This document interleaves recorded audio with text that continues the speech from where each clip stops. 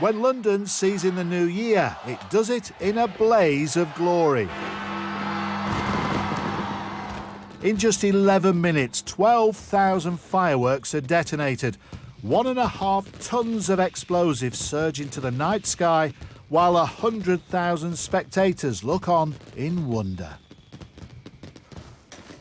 So where do you think all that mind-blowing stuff is masterminded?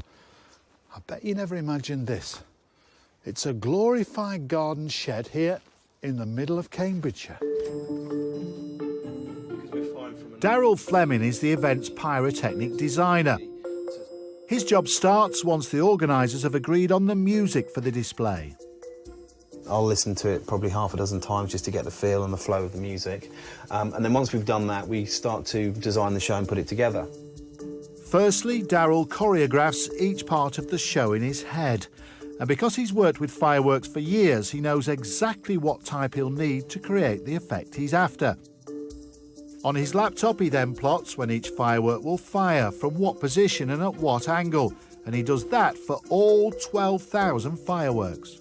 So all those numbers there, each one is like fire a firework from this point, fire it from another Exactly point. that. So we have the left barge, the middle barge or the right barge, all the 32 inner positions on the London Eye.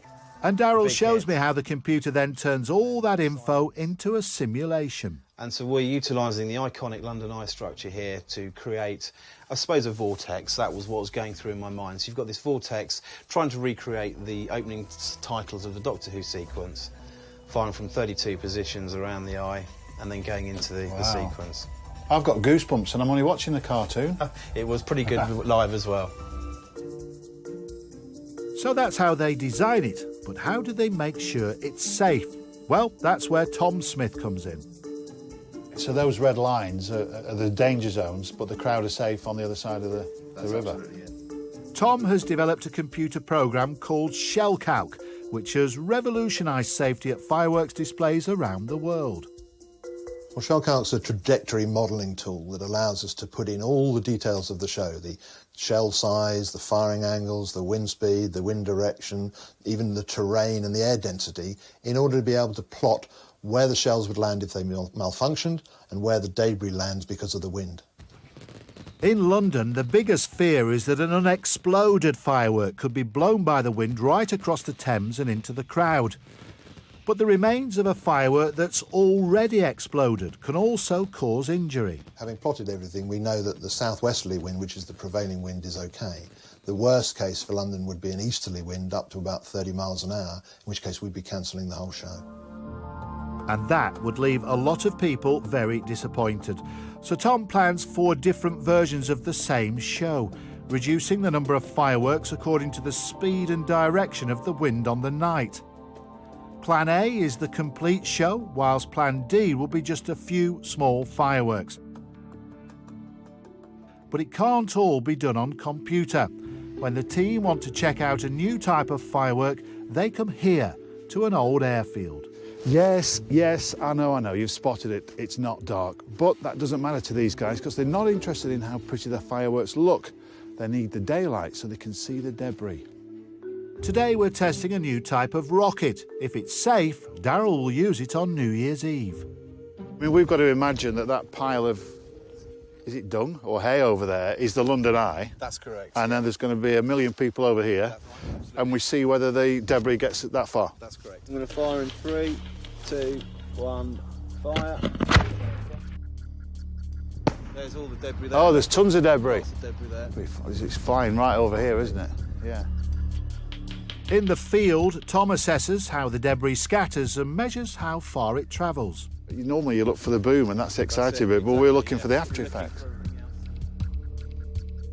Tom's got some here, he's found some in the field. That's fairly large, so you If don't that want came down and hit you on the head, Absolutely. you'd know about it. And this is primarily what we're trying to test and avoid, so that doesn't land on the audience. So that travelled about 80 metres from where we fired, so that would land in the middle of the Thames. So that firework is safe That's fine, absolutely. Obviously, slightly higher wind, then that might be a cause for concern. The next step is for the team to fix all the fireworks in place. They do it at displays all around the world. In London, it takes 5 days to rig the bulk of the fireworks onto barges in the Thames. but 1,200 go on the London Eye. And they're not given access to that until 5:30 p.m. on New Year's Eve, so it's always a nail-biter. The deadline is absolute, isn't it? It's midnight on the 31st of December, come what may, and given that it's live on BBC, a bad day at the office isn't an option.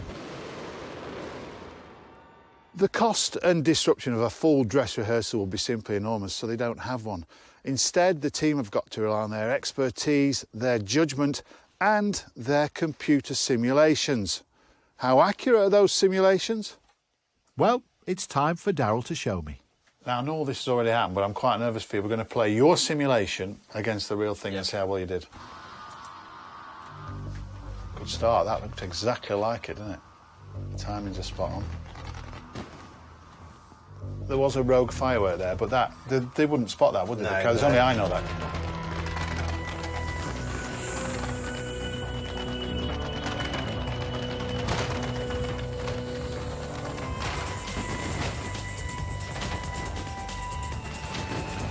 I think that was pretty good. You know what? I know it's already happened, so the drama's gone, but I'm going to high-five you for that. Thank you very much indeed. That was a good effort. And that is how it's done.